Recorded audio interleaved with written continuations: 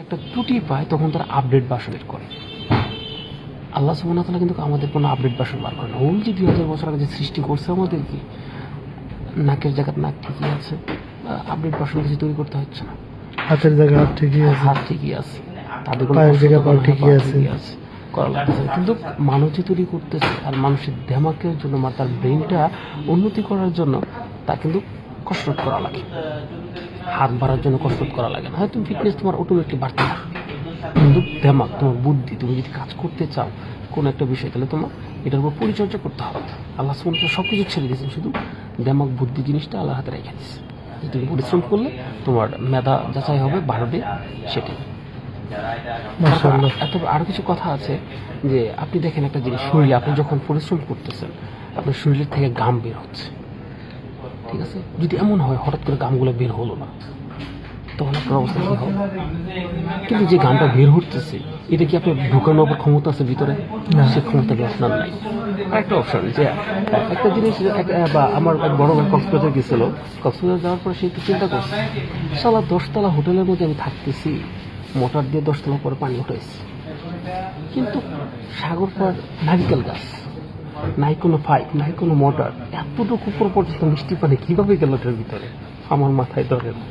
এটাই আল্লাহ তাআলার তার খেলা। মানে সৃষ্টিকর্তা বলতে আছে। কেউ না কেউ একজন আছে।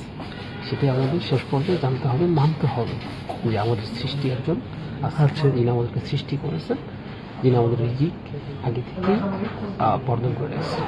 যারা মানে না, তার সৃষ্টিকর্তার প্রতি বিশ্বাসই করে না।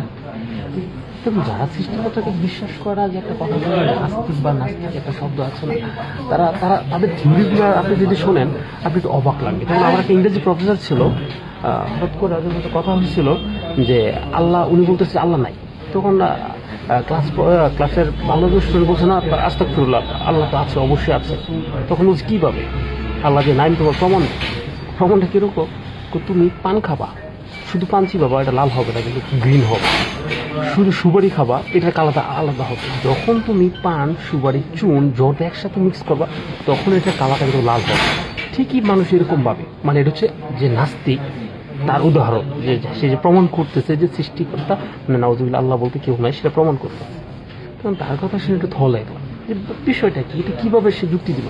আসলে তাদের কাছে যুক্তির কোনো অভাব থাকে না, নাস্তিক যারা, তারা বিভিন্ন ধরনের ভাবে ট্রাইটেল দিয়ে আপনাকে, মানে উপর দিয়ে, তারা কিন্তু বেশি তর্কে যাবে না, ছোটোখাটো কথা দিয়ে কিন্তু আপনাকে গাইড করে দেবে।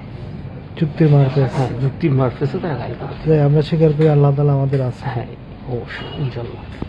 ঠিক আছে, রহিম ভাই অনেক গুরুত্বপূর্ণ কথা বললেন। সবাই ভালো থাকবেন, সুস্থ থাকবেন। আল্লাহ হাফেজ।